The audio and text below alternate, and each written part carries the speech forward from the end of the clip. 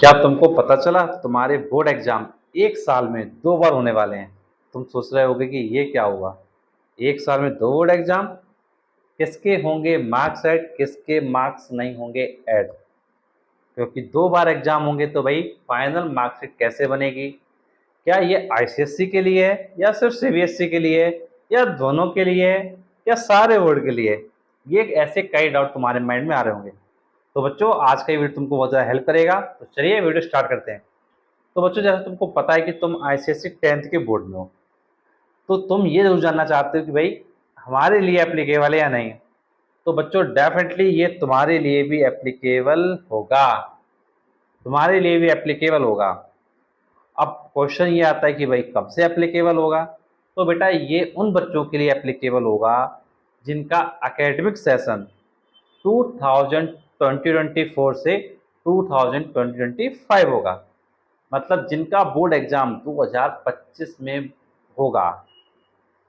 तो कहने का मतलब है एकेडमिक सेशन 2023-24 वालों के लिए कोई प्रॉब्लम नहीं है। तो 2023-2024 वालों के लिए कोई प्रॉब्लम नहीं है। जो एकेडमिक सेशन आपका 2024 है से 25 है, उस सेशन के लिए अब ये लागू होने वाला है। अब क्वेश्चन ये था माइंड में कि भाई किस बोर्ड के लिए। तो बेटा ये ऑल बोर्ड्स के लिए है, चाहे बोर्ड आपका आईसीएससी हो चाहे सीबीएसई हो, कोई भी बोर्ड हो, सभी बोर्ड के लिए ये एप्लीकेबल है।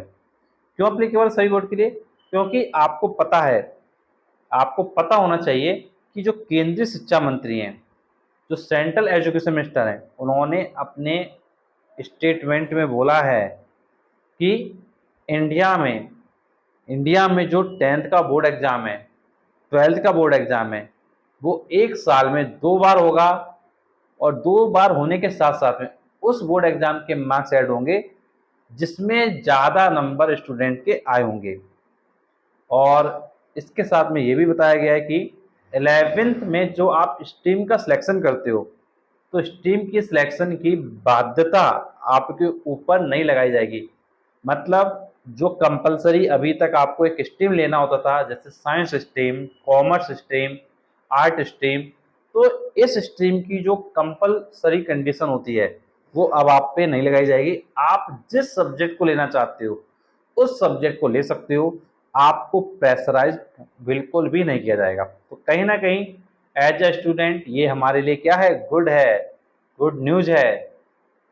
तो कहीं ना कहीं मुझे लगता है कि ये पॉजिटिव स्टेप है। और ये सब क्या है, न्यू एजुकेशन पॉलिसी जो 2020 है उसके तहत क्या किया जा रहा है। क्योंकि आपको पता है कि न्यू एजुकेशन पॉलिसी काफ़ी समय पहले आ गई थी, लेकिन धीरे धीरे लागू होने में क्या है काफ़ी ज़्यादा टाइम क्या ले गई। बट अब 2024-2025 सेशन के लिए जो नई एजुकेशन पॉलिसी का जो रूल है वो अप्लाई किया जा रहा है।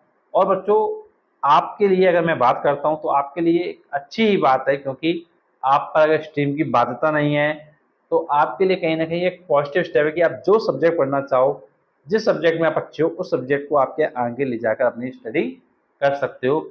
और इसके साथ ही साथ ये भी मैं आपको बताना चाहूँगा कि कुछ बच्चे ये सोच रहे होंगे कि केवल ये सीबीएसई पर, तो बेटा ऐसा बिल्कुल भी नहीं है। बिकॉज अगर एजुकेशन मिनिस्टर बोल रहे हैं तो इसका मतलब वो ऑल बोर्ड पर एप्लीकेबल होगा। और ये आपको पता है कि एजुकेशन मिनिस्टर जो होते हैं वो क्या होते हैं, वो पूरे सेंट्रल के हैं। और जब सेंट्रल के हैं तो इसका मतलब क्या है, वो जो रिस्पॉन्सिबिलिटी होगी वो सबसे पहले किसको दी जाएगी, सीबीएसई को दी जाएगी। तो इसीलिए एनसीईआरटी को गाइडलाइन जारी कर दी गई हैं कि भाई इस तरीके से एग्ज़ाम्स वगैरह आगे 2 बार कंडक्ट किए जाएंगे।